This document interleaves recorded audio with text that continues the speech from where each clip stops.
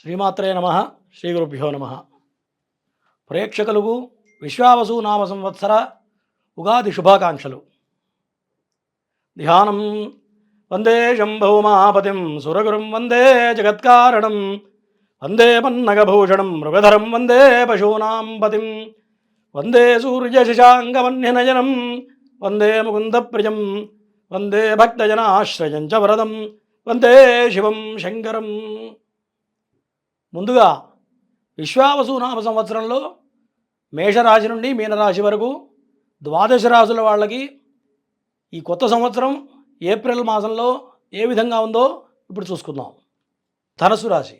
ఈ ధనుసు రాశి వాళ్ళకి ఈ విశ్వావసు నామ సంవత్సరంలో ఏప్రిల్ మాసంలో ఏ విధంగా ఉందో చూద్దాం.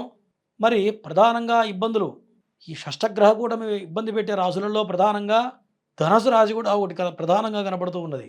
ఈ ధనుసు రాశి వాళ్ళకి ఒక పక్క అర్ధాష్టమ శని, అర్ధాష్టమ రాహువు, అర్ధాష్టమ బుధుడు, తర్వాత శుక్రుడు, ఈ 4 గ్రహాలు కూడా చతుర్థ భావంలో ఉండడం, తర్వాత లగ్నాధిపతి అయినటువంటి బృహస్పతి గ్రహం షష్టమ స్థానంలో ఉండడం, అట్లాగే పంచమ వ్యయాధిపతి అయినటువంటి కుజగ్రహం అష్టమంలో నీచ స్థితిలో ఉండటం, ఇదంతా కూడా కొంత ధనుసు రాశి వాళ్ళకి వ్యతిరేక కాలంగా కనపడుతూ ఉన్నది. కానీ దీంట్లో అదృష్టం ఏంటా అంటే భాగ్యస్థానం పంచమంలో ఉచ్చస్థితిలో ఉన్నది. అంటే మీకు ఎన్ని రకాల ఇబ్బందులు పడుతున్నా, ఎన్ని రకాల సమస్యలు ఎదురవుతున్నా సరే ధనానికి మాత్రం ఈ మాసంలో లోటు ఉండదు. అంటే మీరు అనుకున్న దానికన్నా ధనం చేతికి అందుతుంది. కాబట్టి ఆ వచ్చిన ధనాన్ని జాగ్రత్తగా దాచుకోవడం అనేది ఈ మాసంలో ప్రధానంగా చెప్పదగ్గ సూచన. ఎందుకంటే దీపం ఉండగానే ఇల్లు చక్కబెట్టుకోవాలంటుంది శాస్త్రం. మరి అర్ధాష్టమ శని ప్రభావం చేత అర్ధాశ్రమంలో శని ఉన్నట్లయితే కుటుంబ పరంగా కొన్ని చికాకులు ఏర్పడతాయి. మరి కుటుంబంలో విభేదాలు రావడం, భార్యాభర్తల మధ్యలో కొంత వ్యతిరేకత రావడం, మరి దంపతులు కూడా ఇద్దరు కూడా కొంత విడిపోవడం కానీ, ఇద్దరి మధ్యలో మాట పట్టింపులు రావడం కానీ, ఇట్లా కొంతమందికి మాత్రమే కనపడుతూ ఉంటుంది. మరి రాశి ఫలితాలు అనేవి ఎవరికి కూడా 100కి 100% పనిచేయవు. ఎందుకు పనిచేయవు అంటే జన్మజాతకంలో కనుక ఈ యొక్క గ్రహాలు బలంగా ఉన్నట్లయితే ఈ దోషభావం తగ్గుతుంది. అదే జన్మజాతకంలో శని కనుక దోషప్రదంగా ఉన్నట్లయితే చెప్పిన ఫలితాలు చెప్పినట్టుగా పనిచేస్తాయి. అంటే సూచన ఏంటయ్యా అంటే జన్మజాతకంలో శని ఎట్లా ఉన్నాడు, గురుడు ఎట్లా ఉన్నాడు, రాహుకేతువులు ఎట్లా ఉన్నారనేది ప్రధానంగా చూసుకోవాలి. రాశి ఫలితాలు ఎవరు చూసుకున్నా సరే మరి మనిషిని శాసించే గ్రహాలు ఏంటయ్యా అంటే బృహస్పతి గ్రహం అంటే గురుగ్రహం, శని గ్రహం, రాహువు, కేతువు, ఇవి ప్రధానంగా పెద్ద గ్రహాలు. మరి శని ఏం చేస్తాడు, 2.5 సంవత్సరాలు ఒక రాశిలో ఉంటాడు. మరి బృహస్పతి సంవత్సర కాలం ఒక రాశిలో ఉంటాడు, రాహుకేతులు సంవత్సరాల కాలం ఒక రాశిలో ఉంటారు. కాబట్టి ఈ గ్రహ దశలు ఎట్లా ఉన్నాయి, జన్మజాతకంలో మన జాతకంలో మంచి ప్లేస్లో ఉన్నాయా, నెగిటివ్ ప్లేస్లో ఉన్నాయా చూసుకోవాలి. దాన్ని బట్టి ఇవి బేరీ చేసుకోవాలి తప్ప అందరికీ ఒకటే రకంగా ఉంటాయని చెప్పడానికి మాత్రం వీల్లేదు. కాబట్టి ఈ ధనుసు రాశి వాళ్ళకి మాత్రం ఇక్కడి నుంచి గడ్డుకాలం ప్రారంభమైంది. ధనానికి లోటు ఉండదు, కానీ ఈ మాసం ఖర్చుల విషయంలో కొంత జాగ్రత్త అవసరం. మరి శత్రువర్గంతో కూడా కొంత జాగ్రత్త అవసరం. కుటుంబంలో చికాకులు ఏర్పడతాయి. మరి తండ్రితో కొంత అనుకూలంగా ఉంది. తండ్రి తరపు నుంచి మీకు రావాల్సిన ధనం కానీ, మీకు ఎప్పటి నుంచో కొంత ధనం రావాల్సిన, బయట నుంచి రావాల్సిన ధనం మొత్తం కూడా చేతికి అందుతుంది. ఈ వచ్చిన ధనాన్ని జాగ్రత్తగా మంచి ఇన్వెస్ట్మెంట్ చేయడం అనేది ప్రధానంగా చెప్పదగ్గ సూచన. ఇన్వెస్ట్మెంట్ అంటే మళ్ళీ షేర్ మార్కెట్లోనూ లేదంటే బిట్కాయిన్లో పెడితే మాత్రం ఉన్నది మొత్తం జీరో అయిపోతుంది. కాబట్టి ఇటువంటి విషయాల్లో ఇన్వెస్ట్మెంట్ చేయకూడదు. ఆస్తుల పరంగా కానీ, బంగారం కొనడం కానీ, ఇటువంటి ప్రధానంగా స్థిరాస్తుల మీద పెట్టడమే చెప్పదగ్గ సూచన. చరాస్తుల మీద కనుక పెట్టినట్లయితే మళ్ళీ అప్పుల పాలు కావడం, ఈ ధనం తీసుకెళ్ళి ఇంకెక్కడో తాకట్టు పెట్టడం ఇట్లా జరుగుతూ ఉంటుంది. కాబట్టి ఉన్న ధనాన్ని మొత్తాన్ని కూడా స్థిరాస్తుల మీదే పెట్టవలను.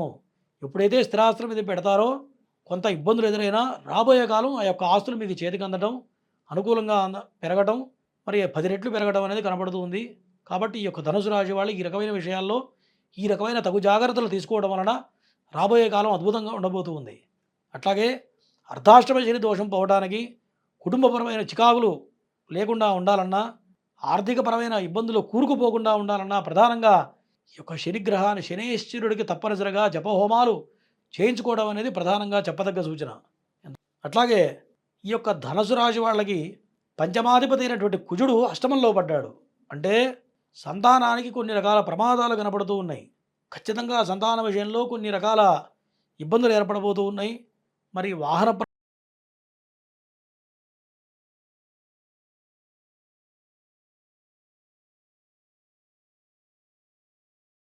రాశి వాళ్ళకి. తర్వాత ఈ ధనుసు రాశి వాళ్ళకి సప్తమ దశమాధిపతి అయినటువంటి బుధుడు నీచ స్థితిలో ఉండడం వల్ల మరి పెళ్లి ప్రయత్నాలు ఎవరైతే చేస్తారో, వివాహ ప్రయత్నాలు ఎవరైతే చేస్తారో వాళ్ళకి కొంత 50-50 ఛాన్సెస్ కనపడుతూ ఉన్నాయి.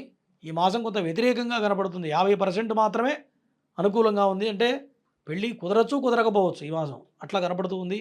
మరి వృత్తిపరంగా మాత్రం ఉద్యోగాలు ఏది కూడా వదిలిపెట్టకూడదు. కొత్త ఉద్యోగం వస్తుంది కదా అని చెప్పి ఉన్న ఉద్యోగం వదిలిపెట్టినట్టయితే మళ్ళీ ఉద్యోగం రావడం కష్టం. కాబట్టి ఈ మాసంలో వృత్తి, ఉద్యోగ, వ్యాపారాల విషయంలో చాలా జాగ్రత్తగా ఉండటం అనేది ప్రధానంగా ధనుసు రాశి వాళ్ళకి చెప్పదగ్గ సూచన. మరి ఈ ధనుసు రాశి వాళ్ళకి చెప్పిన దుష్ఫలితాలు తొలగిపోయి, చెడు ఫలితాలు తొలగిపోయి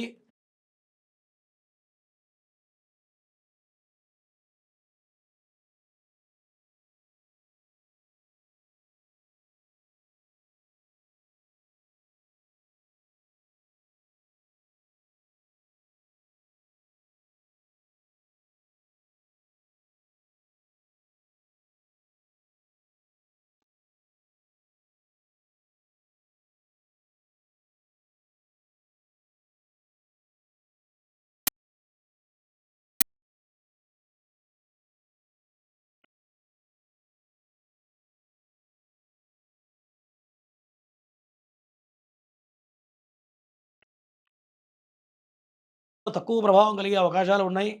ఉచ్చస్థితిలో ఉన్నట్లయితే ఇంకా మంచి మంచి ఫలితాలొస్తాయి. ఇవన్నీ బేరీజు ఎట్లా వేస్తామయ్యా అంటే జన్మజాతకం ప్రధానం కాబట్టి, జన్మజాతకాన్ని అనుసరించి కొంత ముందుకు వెళ్ళాలి. మరి చెప్పినటువంటి నియమాలు పాటిస్తూ, దైవారాధనలు చేసుకుంటూ, ఈ ఏప్రిల్ మాసంలో మీరందరూ కూడా సుఖ సంతోషాలతో ఉండాలని ఈశ్వరాన్ని ప్రార్థిస్తూ సెలవు.